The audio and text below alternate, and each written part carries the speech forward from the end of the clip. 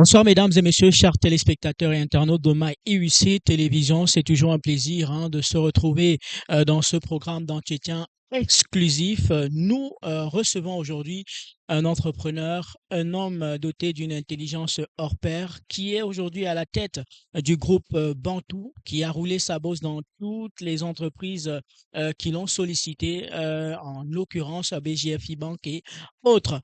Alors avec lui, nous allons partager sa vision de l'entrepreneuriat, sa vision de la gouvernance et les métiers de risque, la gestion des risques. Voilà, j'y arrive. Et avec lui, nous allons connaître sa carrière, ses défis et bien sûr les projets à venir. Monsieur Boniguea, bonjour et bienvenue. Bonjour, c'est un plaisir de recevoir la brillante et très équipée équipe de IUC. Je suis vraiment impressionné par votre dispositif et je tenais vraiment à le marteler.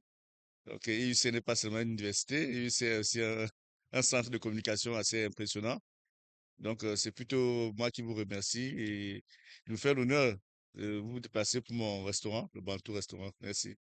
Voilà, alors si vous deviez vous présenter à nos téléspectateurs, qu'est-ce que vous diriez? Ok, je dirais que je suis un, un entrepreneur parce que je me suis toujours qualifié comme un entrepreneur. Voilà, comme vous l'avez dit en introduction, j'ai eu la chance de travailler dans beaucoup de multinationales, Ouais. mais toujours avec l'esprit entrepreneurial. C'est-à-dire que l'esprit entrepreneurial, c'est ce qui m'a toujours poussé à aller au-delà de mes objectifs. Donc, je me qualifie comme un entrepreneur, quelqu'un qui, bien qu'étant salarié, a toujours eu cette vision entrepreneuriale de se dire un jour, il faut qu'il développe ses propres affaires, il faut qu'il recrute plusieurs Camerounais, plusieurs Africains.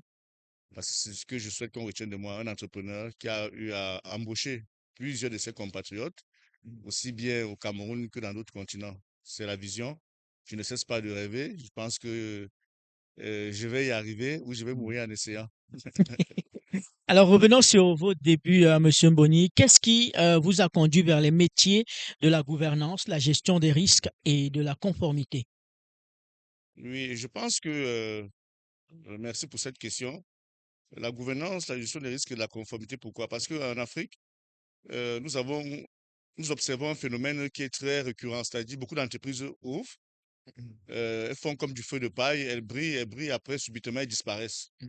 Et je me suis posé beaucoup de questions. Qu'est-ce qui faisait en sorte qu'on n'a pas des entreprises où c'est écrit since 1917, since Ouais. 1980, since 1950, comme dans d'autres pays? J'ai dit, OK, qu'est-ce qui, après avoir fait des analyses poussées, je me suis rendu compte que nous n'avons pas des entreprises, la gouvernance n'est pas encore entrée dans le tissu de la plupart des entreprises camerounaises et africaines.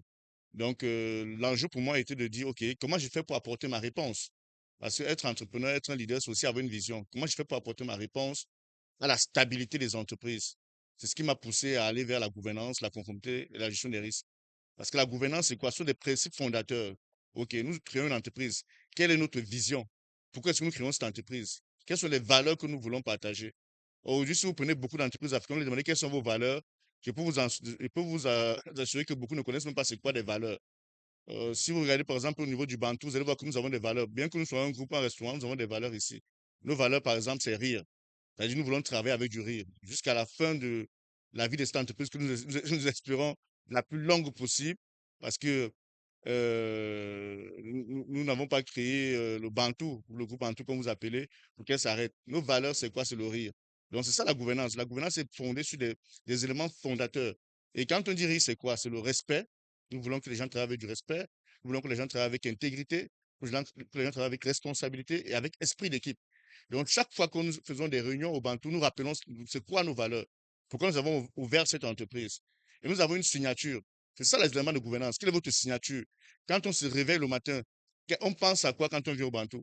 Nous avons une signature ici, par exemple, c'est être le numéro un du goût et de l'expérience client. Pour certaines personnes, c'est un slogan, mais pour nous, ce n'est pas un slogan. Par exemple, juste pour vous donner un exemple, lorsqu'un un client, par exemple, vient à mon restaurant et qu'il mange et il n'apprécie pas, il ne paye pas.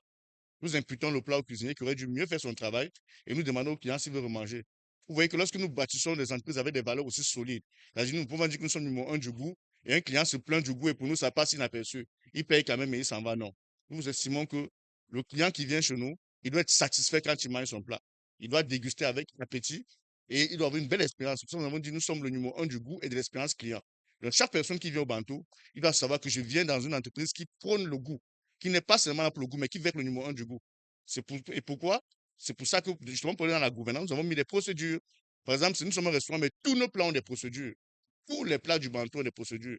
Le héros a des procédures, le coca a des procédures, le taro a des procédures, de telle sorte que lorsqu'on vient au Bantou, on mange le même repas tous les jours. Ça, c'est ce qu'on appelle les éléments de gouvernance. Maintenant, si vous prenez une grande entreprise, une multinationale, c'est la même chose. Et avoir des éléments de gouvernance, c'est ça. Quelle est notre vision? Pourquoi est-ce que nous avons créé cette entreprise? Qu'est-ce que nous partageons à chaque jeune employé qui arrive pour qu'il se sente, qu'il développe ce sentiment d'appartenance, qui n'est pas seulement dans une entreprise, dans une épicerie, quoi, dans une entreprise qui n'a pas de valeur. Quelle est l'organisation que nous mettons en place? Et que chacun peut se projeter dans cette organisation. Par exemple, au Bantou, vous allez voir, vous avez, par exemple, des caissières, des serveuses, des managers, des responsables.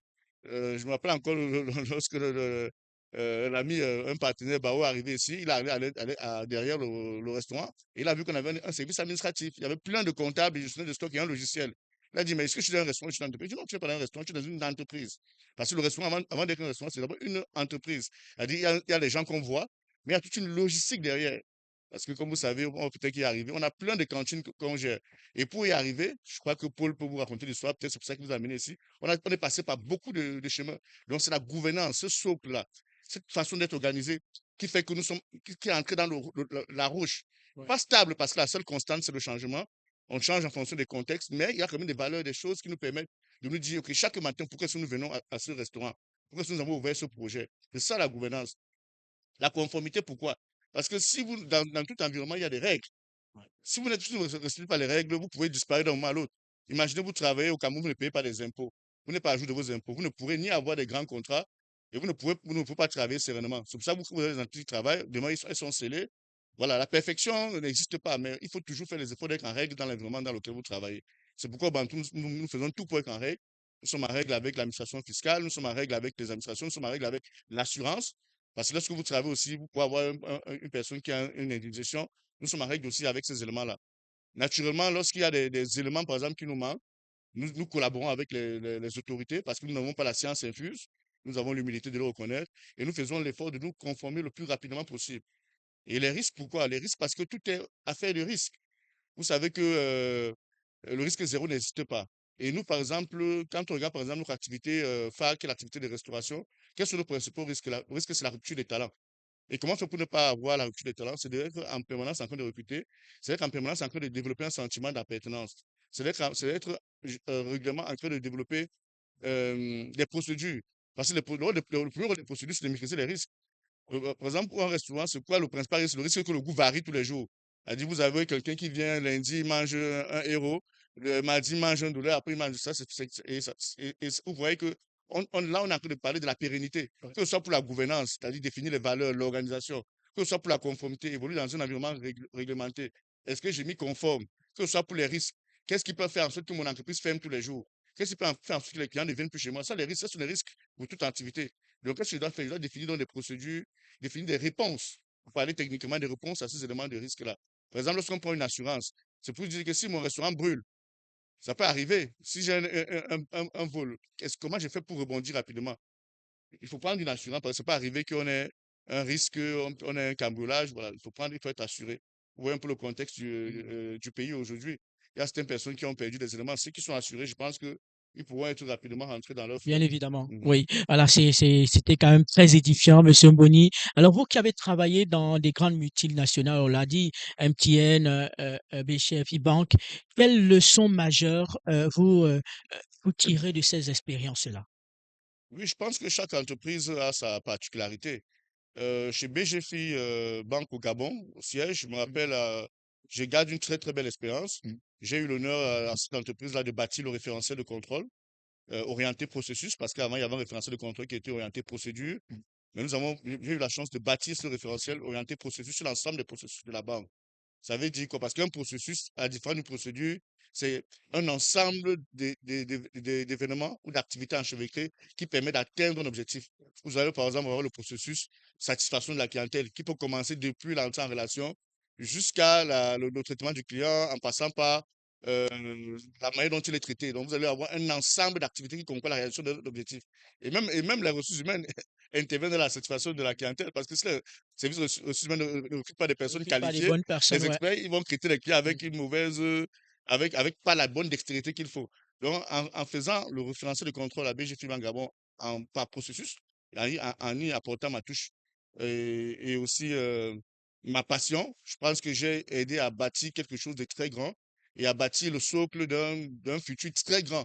Aujourd'hui, je pense qu'une des raisons pour laquelle le groupe BGFI brille, c'est parce que en 2009, elle a investi, à partir des années 2009, elle a investi massivement dans les éléments justement de gouvernance de conformité des risques.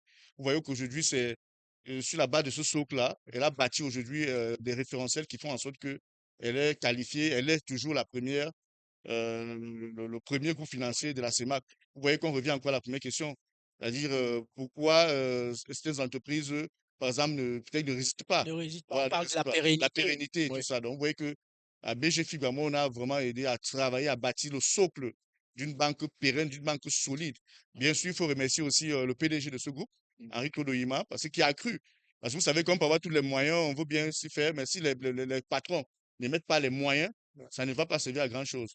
Et il faut remercier vraiment je crois, ce grand homme qui a vraiment cru au projet de bâtir une banque et de mettre les éléments de gouvernance. Parce que vous pouvez avoir des talents, mais si le top management ne pense pas à mettre les moyens. Aujourd'hui, nous faisons une belle interview avec du matériel professionnel qui donne envie d'être sérieux dans cette interview parce qu'il y a eu ça a mis les moyens. Donc, vous avez dit que nous avons eu l'expertise, mais on a rencontré aussi des promoteurs qui avaient la volonté de bâtir quelque chose de solide, qui n'avaient rien envié aux banques occidentale. La preuve, sur la base de ce que nous avons bâti, je crois que cette banque a été la première banque subsaharienne à Oui. ouvrir une véritable filiale en Europe, à Paris. Donc, ça veut dire que cette gouvernance, ce dispositif de contrôle et de gestion de risque a permis à cette gestion financière de se distinguer. Et je retiens vraiment, j'ai un sentiment de fierté d'avoir participé à bâtir le socle de ce dispositif de contrôle interne-là. Et aujourd'hui, c'était mon premier grand référentiel de contrôle interne à bâtir. Naturellement, je n'étais pas seul dans cette aventure, mais j'étais vraiment un acteur essentiel et un pionnier dans cette aventure. Je me prendre aussi le cas de Afriland First Bank, où j'ai suis travaillé comme responsable de la conformité et inspecteur. Là-bas également, c'est pareil. J'ai travaillé beaucoup, j'ai beaucoup apporté dans la conformité. Je pense que je dis au Cameroun, tout le monde reconnaît. Vous le direz. Si vous dites conformité, on vous dira Bonigea. Donc, j'ai vraiment essayé de mettre la conformité dans cette banque, qui est la première banque du Cameroun, à un autre niveau. Et j'ai gardé une très belle, un très beau souvenir de mon passage. J'ai apporté une conformité aux standards internationaux avec les quatre grands plans de la conformité qui n'étaient pas encore présents à freelance, c'est-à-dire la sécurité financière qui était plus ou moins présente, l'expertise métier, c'est-à-dire la capacité à valider de manière claire et de manière régulière et de manière systématique le lancement de tous les nouveaux produits, euh, la veille réglementaire et le contrôle, et enfin la protection des clients. Parce que vous savez, ce sont ces quatre dimensions dont j'ai aidé à bâtir une organisation qui couvrait ces quatre grands principes de la conformité à Afriland First Bank Cameroun, et j'en suis très fier. Et aujourd'hui, on voit aussi que c'est la première banque du Cameroun quasiment sans concurrent. Donc, on revient encore à ces éléments de pérennité et qui font en sorte que les entreprises africaines n'aient rien à envier aux entreprises Aux Antilles internationales. occidentales. OK? Voilà. Alors, à vous entendre parler, hein, Mhm. Monsieur Nguyen, peut-être que vous allez revenir sur d'autres expériences.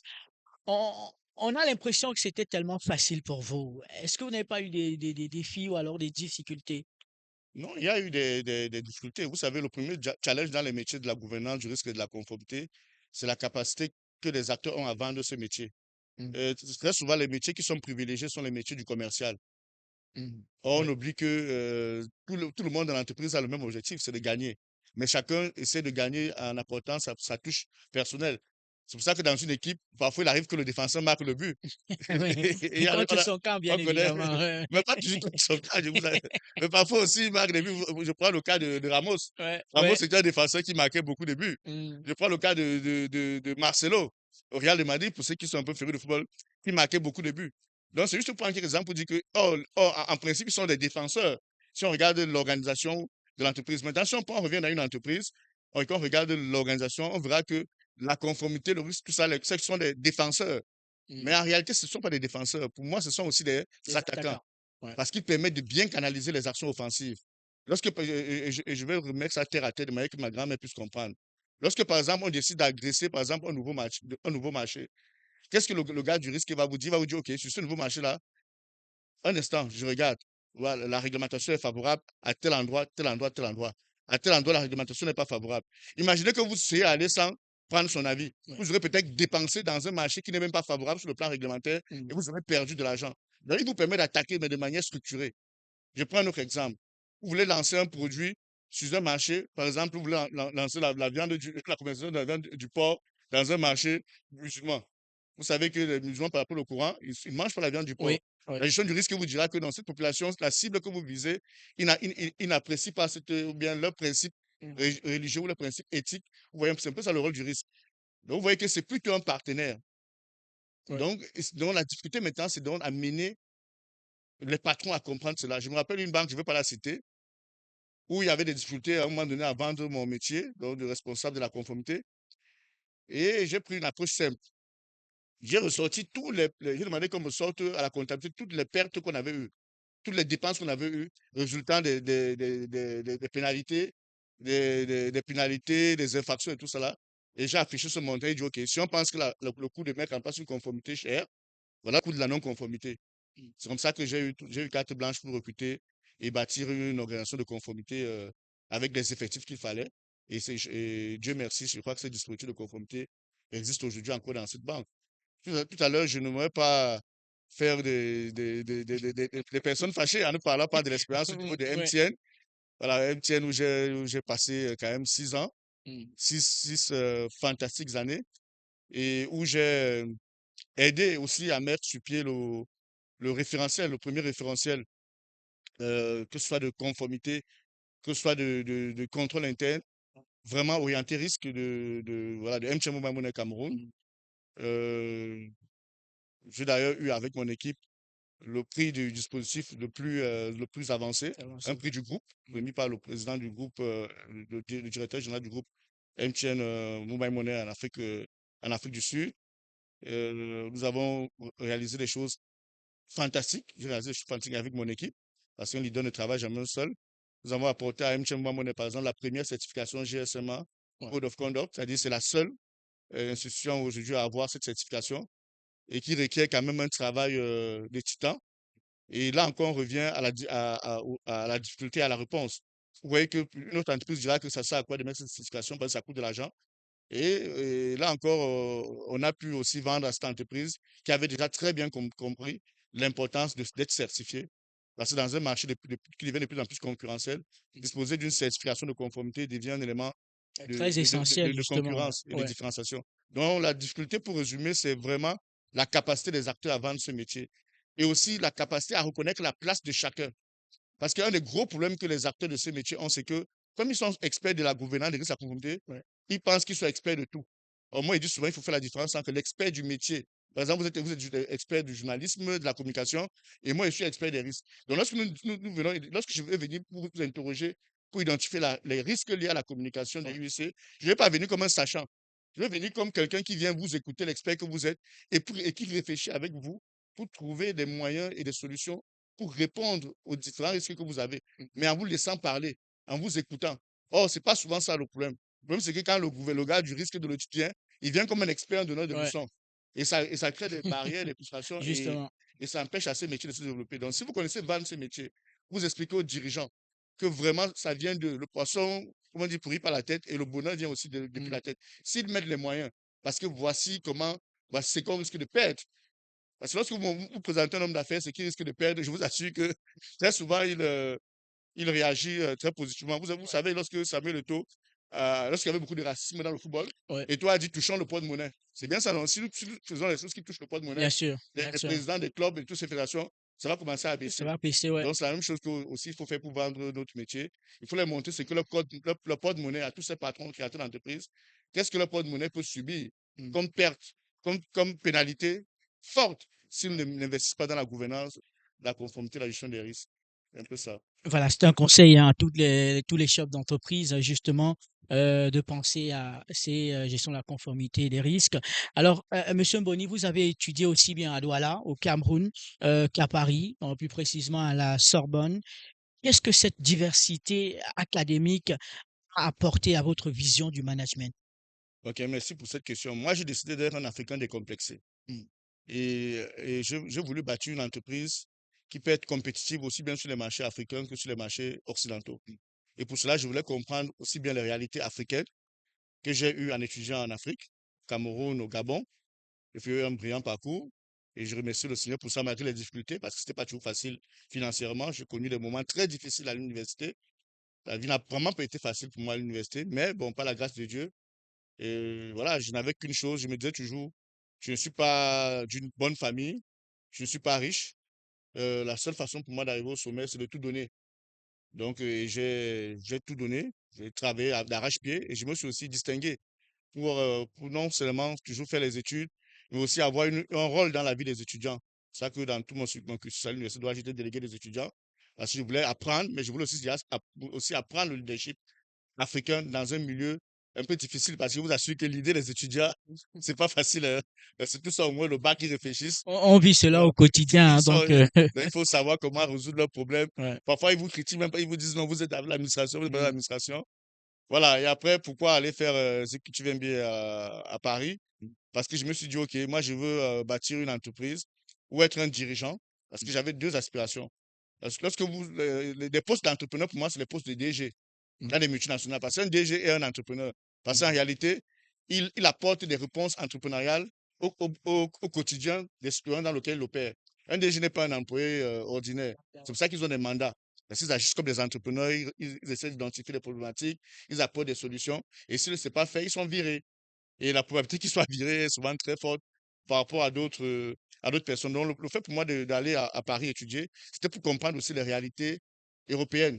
J'ai analysé la stratégie en Afrique, j'ai étudié la stratégie en Afrique. Je veux aussi aller étudier dans les mêmes écoles qu'eux. Mmh. Parce que, comme je dis, je vais être un Africain totalement décomplexé. C'est pourquoi aujourd'hui, on a allé étudier à Paris, on a une mention bien à la Sorbonne pour mon MBA. Donc aujourd'hui, je n'ai plus de complexe, que ce soit devant un Africain, que ce soit devant un Européen. Parce que voilà, j'ai étudié dans les mêmes écoles qu'eux, on parle le même langage, même si c'est même si c'est un chef d'État qui se met devant moi, je n'ai plus Et peut-être que vous voilà. avez été même aussi brillant qu'eux Enfin, puisque en j'ai une mention, réalité. voilà, une très bonne mention chez eux. Donc, ça veut dire qu'on a bien compris leur formation. Mais je pense que les différentes expériences ont été très enrichissantes. À la Sorbonne, j'ai affiné ma stratégie Mmh. et j'ai aussi mieux développé mon concept de la restauration. Je crois qu'il y a un DG de la place. Je vais le citer quand même, Célestin Mmh. Guéla, le DG d'Aflan, qui me disait il m'apprécie beaucoup.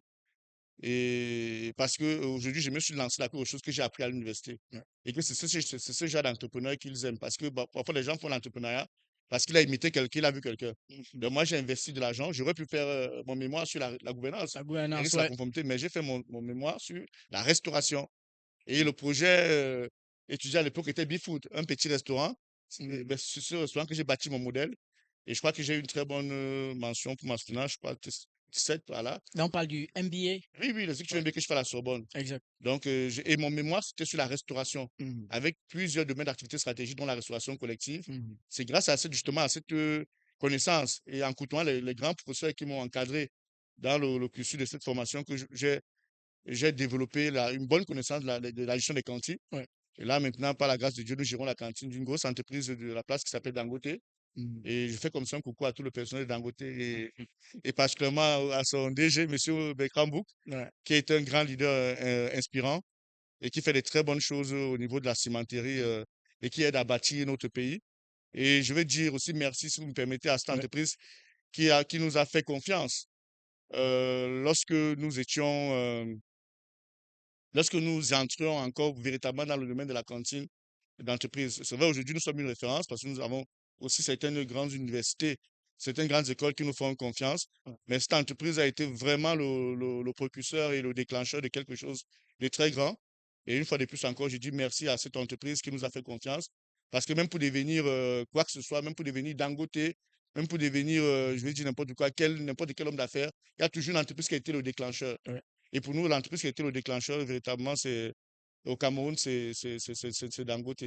Et nous leur disons vraiment merci. Et je pense que nous leur rendons bien en y apportant une cuisine de qualité et qui satisfait l'ensemble du personnel de cette entreprise aujourd'hui. Je pense que nous sommes le meilleur vendeur aujourd'hui chez eux Mmh. en termes de cantine d'entreprise.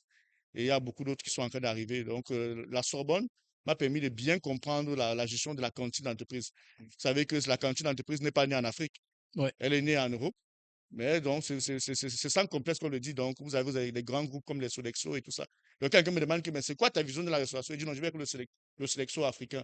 Parce qu'il n'y a pas trop de modèles qui font un peu ce qu'on fait. Mais ouais, bon, je pense que je vais dire, je vais être le Bantou africain. Maintenant, africain. c'est aux gens de comprendre c'est quoi le Bantou restaurant et entrer dans cela. Donc, vraiment, étudier dans les deux continents m'a permis de bien comprendre les réalités et de me dire aujourd'hui que si je me projette comme dirigeant, aussi bien en Afrique comme en Europe, je n'ai pas de complexe. D'ailleurs, la formation en Europe m'a permis d'acquérir un certificat de manager des entreprises et des organisations Mm. françaises. Ouais. Ça veut dire qu'aujourd'hui, si on me nomme dirigeant d'une entreprise en France, ou si j'ouvre une entreprise en France pour la diriger, je n'aurai aucun problème parce que j'ai un diplôme Vous avez et un un diplôme certificat français reconnu. qui me Ouais, permet d'exercer. Je pense que si tu peux exercer dans un pays du G7, tu peux exercer dans tous les pays dans du tous monde. les pays, ouais, Voilà. bien sûr. Donc, c'est un peu ça. Voilà. Découvrez le Bantou Restaurant, l'endroit idéal pour les amoureux de la bonne cuisine et de la musique. Notre restaurant vous propose une cuisine africaine et d'ailleurs délicieuse, préparée avec amour et passion par nos chefs dans un décor ferré. Et pour les occasions spéciales, notre salle de fête de plus de 150 places est lumineuse et l'endroit parfait pour organiser vos événements. Au Bantou Restaurant, nous sommes fiers de vous offrir une expérience culinaire et musicale unique avec le karaoké 100% fun, entre amis ou en famille. Alors, qu'est-ce que vous attendez? Venez nous rejoindre. Bantou Restaurant, situé à Makepede HL.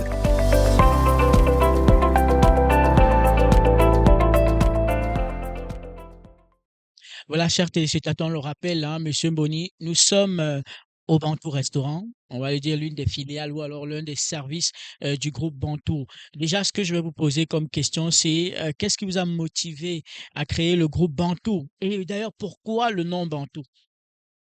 OK, merci pour cette question. Je suis un panafricaniste Mm, et fier de l'être. Je pense que c'est même depuis mes origines parce que mon père m'a donné deux noms. mm, J'ai Boni Nguea.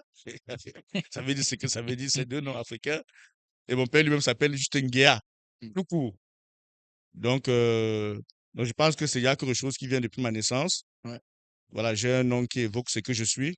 Donc, je suis fier d'être africain, je suis fier d'être noir, je suis fier d'être un bantou. Et je pense peut-être qu'il n'y a pas de civilisation plus importante que la civilisation noire. Donc, bantou parce que j'ai voulu rendre hommage à à ce peuple digne-là, parfois méprisé, parfois contesté, par le passé esclavagisé. Mais je pense que le Bantou est aussi une réponse à ça, que voilà la version, voilà une nouvelle version de ce que nous pensons qu'est l'Africain, qu'est la race noire dans le monde.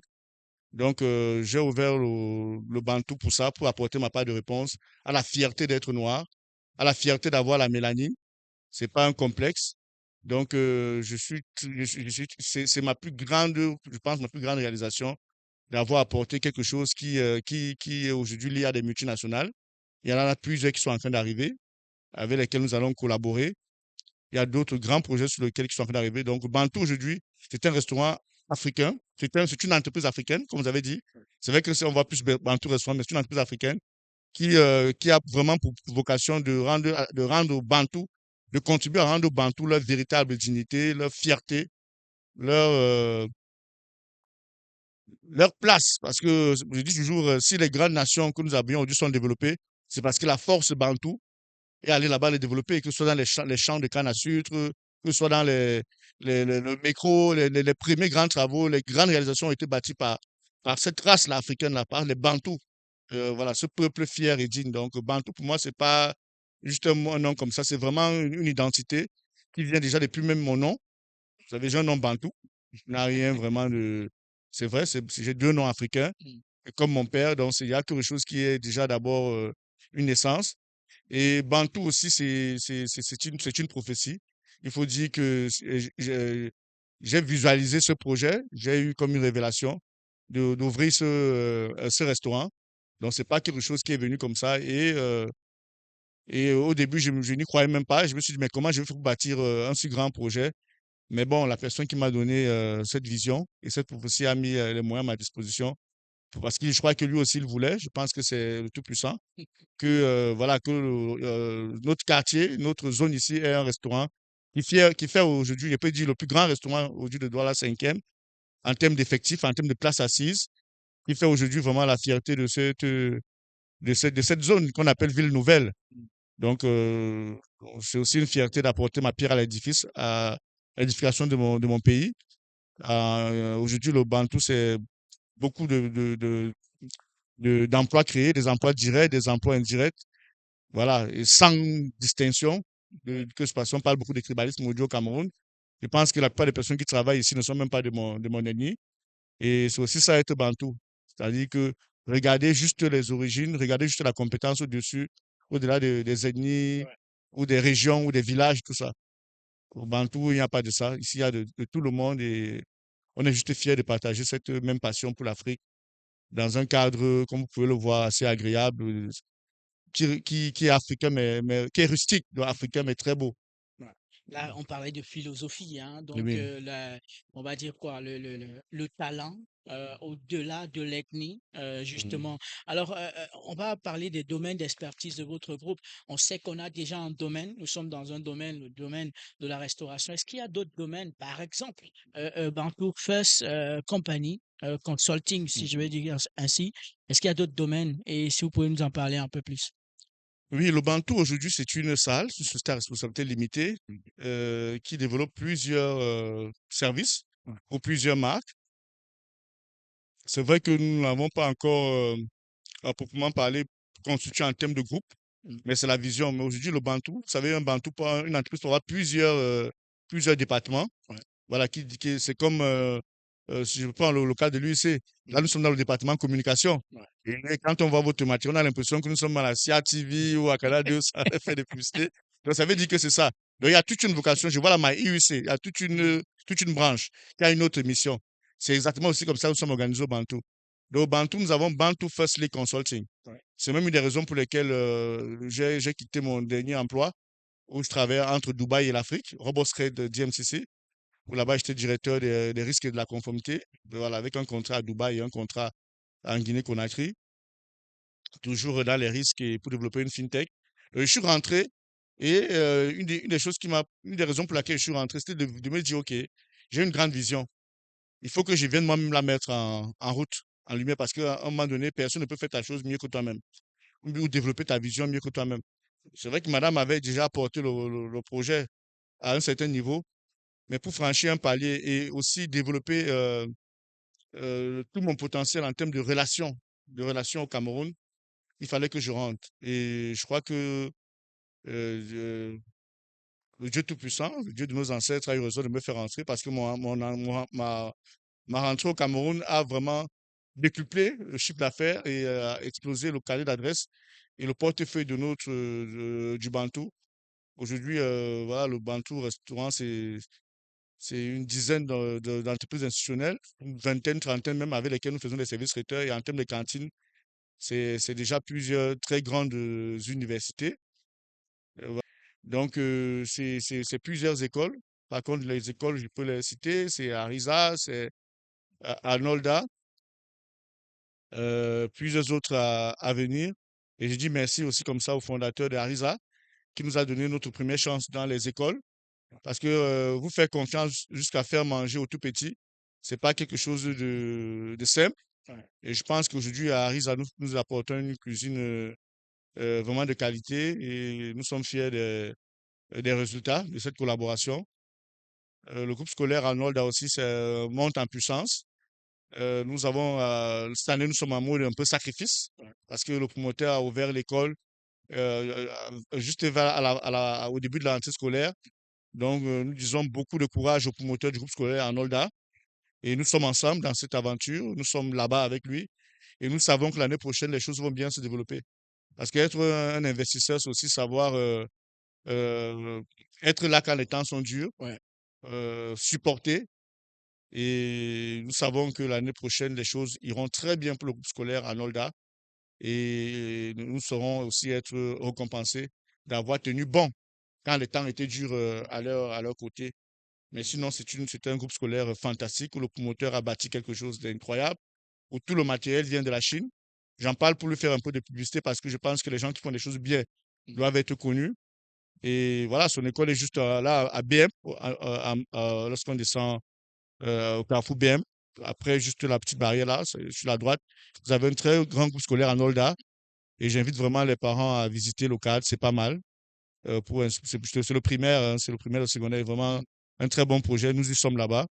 Donc, je suis rentré pour ça, pour vraiment développer, accélérer le développement de Bantou Restaurant. Parce que dans toute stratégie, il y a ce qu'on appelle la vache à lait. Notre vache à lait, c'est le Bantou Restaurant. Maintenant, derrière, il y a l'activité pour laquelle j'ai travaillé dans les multinationales et donc je pense que j'ai quelque chose à apporter aussi bien à l'Afrique francophone qu'à l'Afrique anglophone, parce que je suis bilingue, et aussi même en Occident, parce que il y a quand même un segment où l'Afrique a pris quand même une avance sur l'Europe, c'est sur le mobile money. Voilà, c'est sur la fintech et le mobile money. Là, quand même, l'Afrique a pris une avance sur l'Europe. Et le fait d'avoir bâti, contribué aux meilleures années d'une des plus grosses filiales du groupe MTM Money, c'est-à-dire bâtir un véritable système de mobile money performant, m'a permis quand même d'être capable aujourd'hui de conseiller. Donc, Bantu First League Consulting apporte justement cette réponse-là. Allez, une expertise en matière de fintech, en matière de banque, en matière de gouvernance risque, propre à l'Afrique, qui épouse également les valeurs occidentales parce que j'ai plusieurs certifications, vous l'avez remarqué, dans les certifications américaines en matière de gouvernance risque et conformité, qui me permet d'allier comme ça l'expertise africaine, les réalités africaines, et de comprendre aussi les enjeux du monde occidental. Donc aujourd'hui, c'est ça, la Bantu Firstly Consulting, c'est le cabinet, la branche expertise aux entreprises, aux multinationales.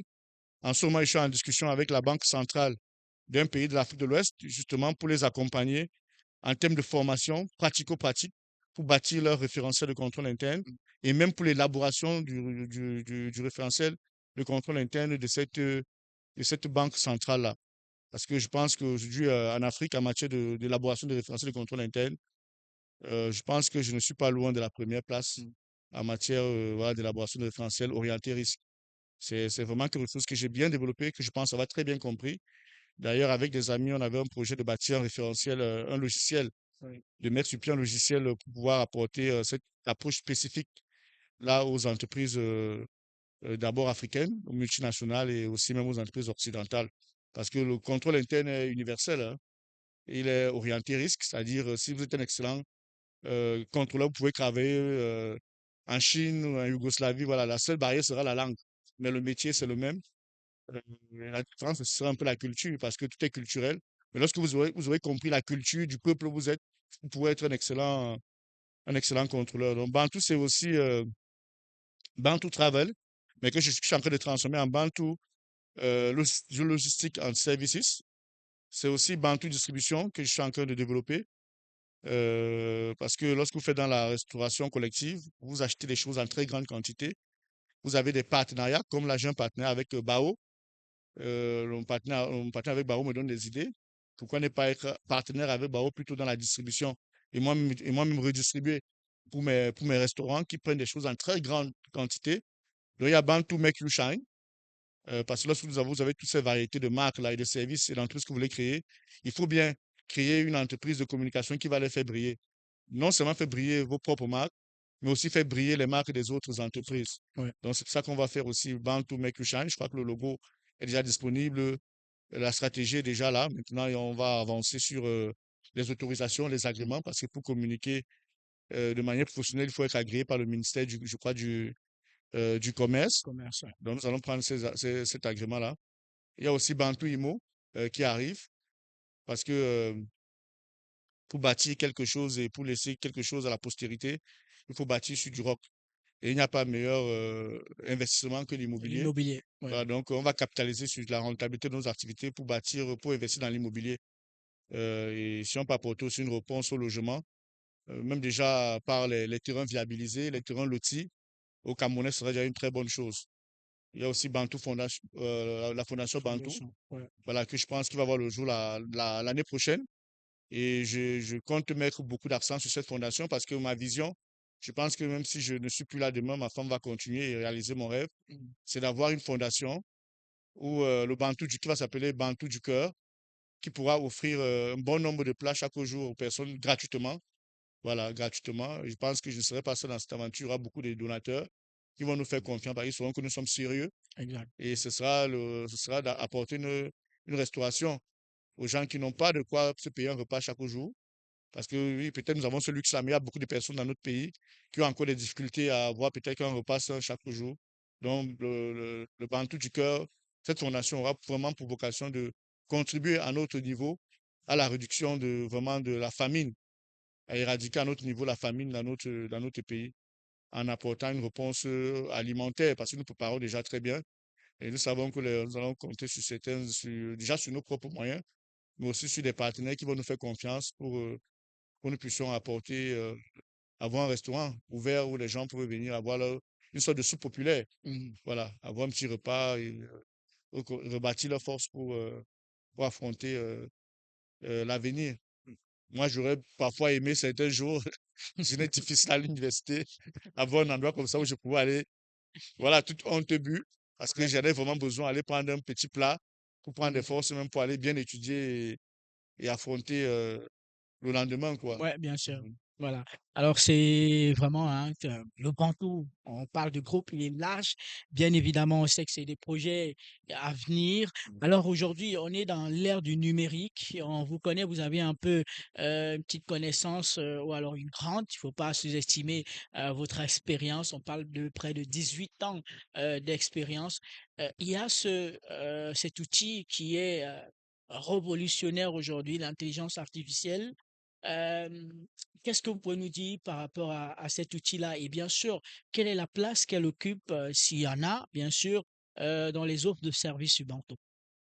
Alors, je pense que c'est une, vraiment, c'est une très, très, très bonne question.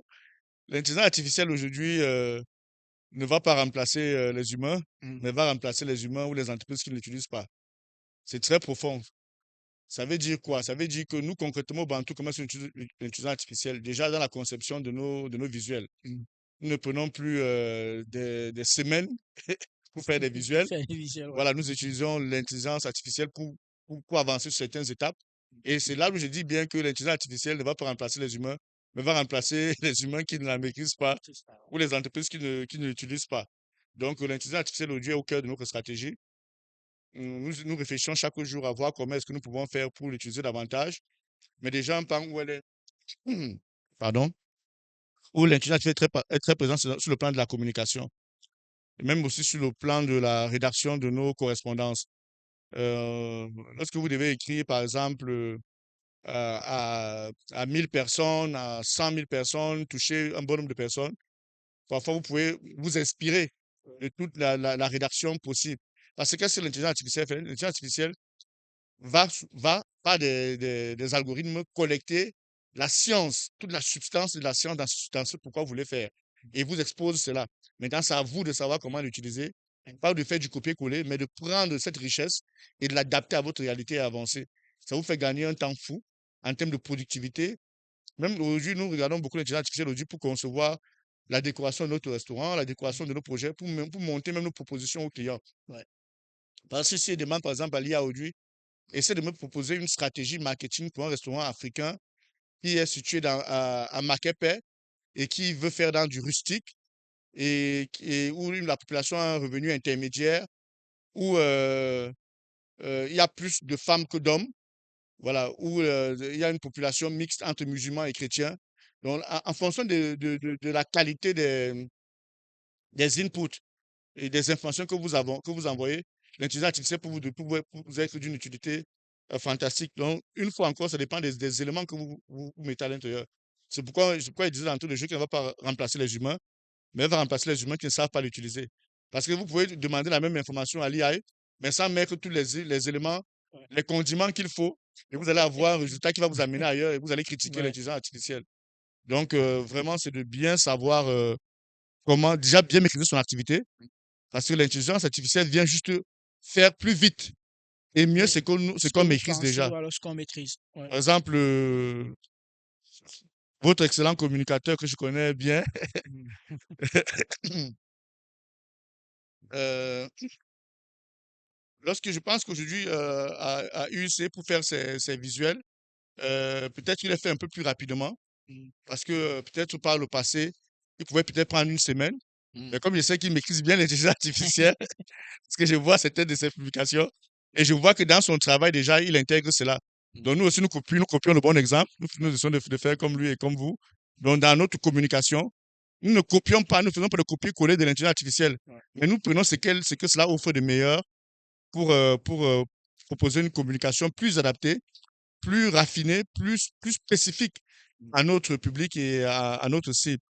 Et je suis aussi, pas pour vous flatter, pour dire merci à UC. Je pense aujourd'hui à UC, vous développez des filières Ouais, où des jeunes vraiment sont comme ça dans les laboratoires d'intelligence artificielle pour toucher cela du doigt, ouais, du doigt. Et je crois que vous avez même une université de technologie que vous êtes en train de développer qui sera vraiment plus dédiée bien au évidemment, métier ouais, du numérique. du numérique. Donc, nous pensons, c'est là comme ça aussi un appel du pied pour que vous nous envoyez vos meilleurs, vos meilleurs étudiants en matière d'intelligence artificielle pour venir dans notre projet. Il y aura de la place toujours pour eux pour qu'ensemble, nous puissions bâtir la vision, la grande vision du Banto. Je pense que le message est passé, hein, à qui de trois. Alors, on va parler du leader et de l'homme que vous êtes.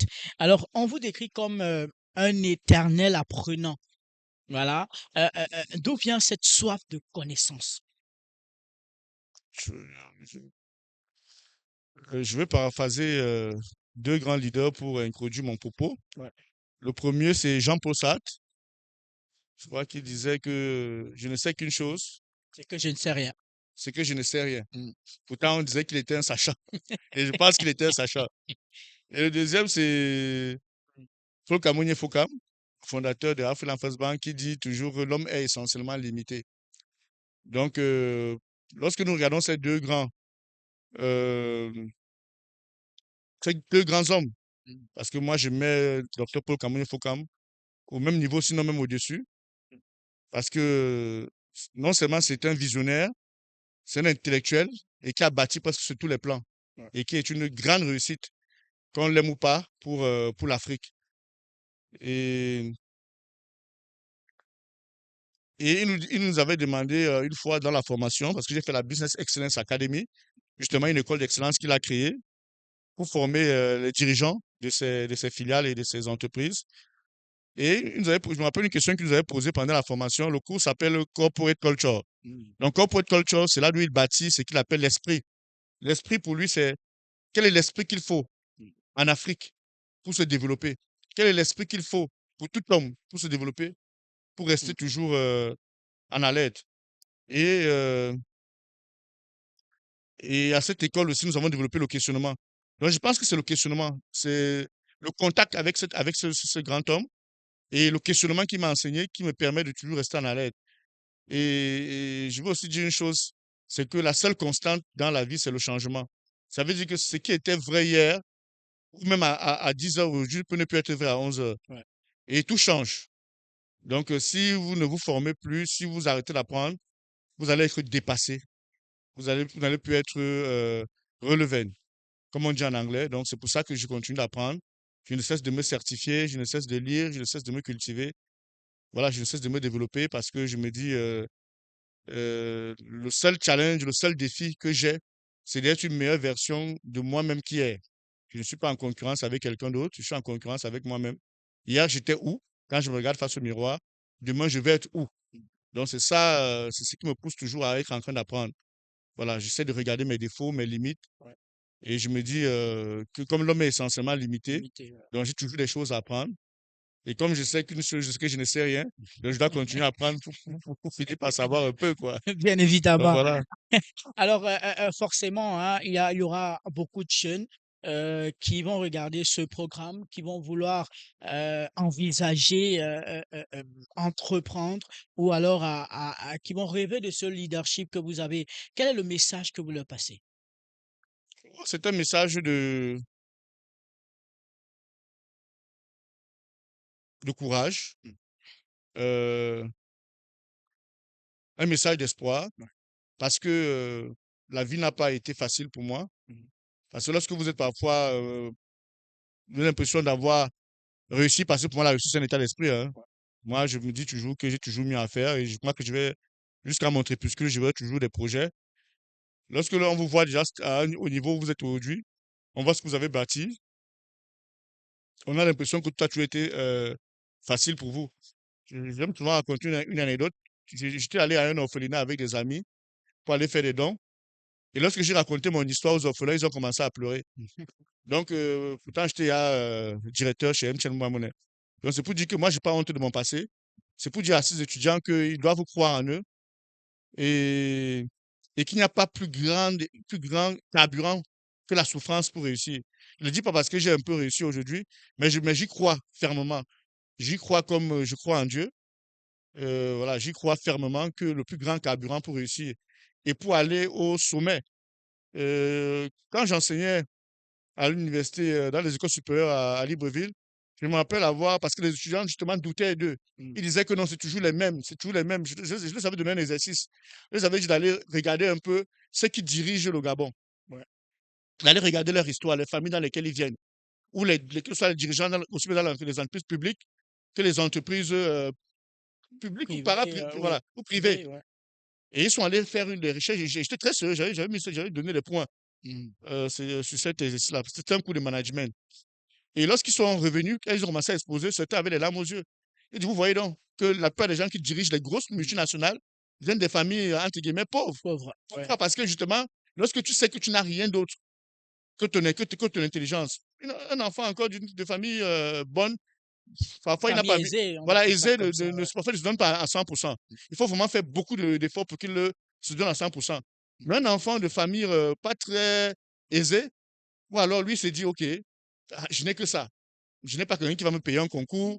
Je n'ai pas quelqu'un qui va me payer, je veux dire, une place dans une entreprise. Mais il faudrait que si il y a une place, ou deux places, ou cinq places, que je sois parmi. Que je sois parmi, Et ouais. c'est ça, c'est cet esprit-là que j'invite les jeunes étudiants à avoir. J'essaie de dire, OK, oui, il y aura toujours des places pour les autres là, les en haut d'en haut, comme quelqu'un bien dit au Cameroun. Mais nous, du milieu et d'en bas là, Ouais. nous là, lorsqu'il faudra le mérite. Je vous prends un exemple des entreprises comme par exemple MTN ou BGF. Oui, en quelque Vous sorte, allez c'est payer la place à qui à MTN? c'est Le impossible. DRH a ses moyens. L'entreprise est une multinationale qui brasse des milliards. Elle a besoin du talent. Que vous soyez vraiment un gars de Fongomutuet, de l'extrême nord, de la Damawa, ils veulent le talent. Ils veulent performer. Vous allez prendre des multinationales comme Total, les entreprises de Schlumberger, la Dax Petroleum, les grands groupes, même les Bocom aujourd'hui, qui sont devenus déjà quasiment des multinationales. Voilà, c'est le mérite. C'est le mérite. C'est-à-dire aujourd'hui, je suis par la force des choses à la tête de la microfinance Nofia, voilà, où je suis en train d'installer exactement les mêmes valeurs, les mêmes principes. Ouais. J'ai initié une pesée des postes parce que j'ai envie de mettre justement aussi à cette microfinance l'homme qu'il faut à la place qu'il faut. Il faut, ouais. Ça veut dire quoi? Ça veut dire que dorénavant, il faudrait que si quelqu'un vient travailler pour le temps où je suis à la tête de cette entreprise, il faudrait que ce soit quelqu'un qui est brillant, quelqu'un qui mérite vraiment sa place. Donc, c'est pour ça que j'ai lancé cette pesée des postes-là.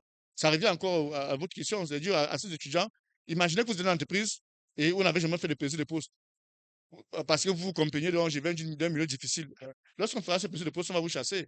Or, si vous venez même d'un milieu difficile et que la vie est difficile pour vous et que vous avez bien étudié, vous avez bien mérité votre place, cette pesée de postes que généralement, les gens comme nous qui ont tout gagné à la sueur de leur front, lorsqu'on la fera, elle va plutôt vous relever. Vous Même relever, si on ouais. vous avait caché en tant que, par exemple, étudiant des UC au fond de l'entreprise, lorsqu'un dirigeant qui veut le mérite va venir pour faire la pesée des postes et donner les fonctions en fonction du mérite, vous allez sortir de là pour remonter à votre place. Donc, c'est vraiment un message d'espoir, un message de fierté, un message de résilience, parce que la vie n'est pas toujours facile, mais il doit vous savoir une chose. Quand les temps sont durs, ce sont les durs qui avancent. Ce sera mon mot de la fin. Et surtout croire en Dieu. Ouais. Parce que parfois, avec l'évolution du monde, on a l'impression que voilà, Dieu n'existe plus, Dieu est mort parce que parfois la vie est difficile. Mais comme tous les grands leaders, je pense qu'il faut avoir une très grande spiritualité. Parce que même lorsqu'on veut bâtir une maison, on la bâtit d'abord dans le spirituel. Donc moi, je crois à l'invisible. Je crois à un grand architecte, quelqu'un qui a tout bâti pour nous et qui nous a donné, et que le souffle de vie que nous avons là Ouais. nous vient De lui. voilà, de lui et que nous devons l'utiliser chaque jour à bon escient. Et que chaque jour que nous levons, nous devons lui rendre grâce. Parce que c'est une très grande fierté d'être en vie, de pouvoir respirer, de pouvoir marcher, de pouvoir même déjà marcher. Oui, parfois, après les études, parfois, ils n'ont pas d'emploi directement, mais qui commencent aussi même par être auto-entrepreneurs, en commençant par vendre même de la tomate au marché, par vendre peu importe ce qu'ils vont le faire. s'ils y mettent de l'intellect, ils seront différents de ceux qui n'ont pas De ceux qui étudié. n'ont pas étudié. Donc voilà, c'est ce Voilà. que je veux dire. Merci, Monsieur Nguea. C'est fut un plaisir de vous avoir dans cette émission Entretien exclusif. Merci. Mm. C'est plutôt moi qui vous remercie. Et je pense que je vais souhaiter longue vie à UC et longue vie aussi à votre département. Et je souhaite vraiment aussi avoir un matériel aussi professionnel. Donc peut-être je dis comme ça à ceux qui m'écoutent que je suis très fier de voir le matériel, la qualité du matériel de l'UC. Et c'est pas pour vous jeter des fleurs, mais j'encourage aussi peut-être les autres universités à emboîter le pas et à bâtir une chaîne aussi de télé comme ça pour inspirer les jeunes. Parce que si moi j'avais été aussi inspiré, peut-être par le passé, j'aurais mieux fait, j'aurais fait davantage. Donc je dis un grand merci à votre fondateur et à toute l'équipe de communication d'être passé au Bantou aujourd'hui. Voilà, mesdames et messieurs, chers téléspectateurs, c'était l'entretien exclusif avec le PDG du groupe Bantou, Monsieur Mboni Nguea. Ce fut un plaisir justement d'être avec vous. Restez toujours scotchés sur les antennes de MyIUC Télévision, car nos programmes se poursuivent. On va dire coucou à toute la technique de MyIUC Télévision, Monsieur Gérania, Paul Cotte, et bien sûr à Monsieur celui-là même qui est au platine, celui-là même qui coordonne toute la réalisation, Joël Mouyébé, et bien sûr sur la supervision générale de Madame Martine Fekengimeza. À tout à l'heure. Merci.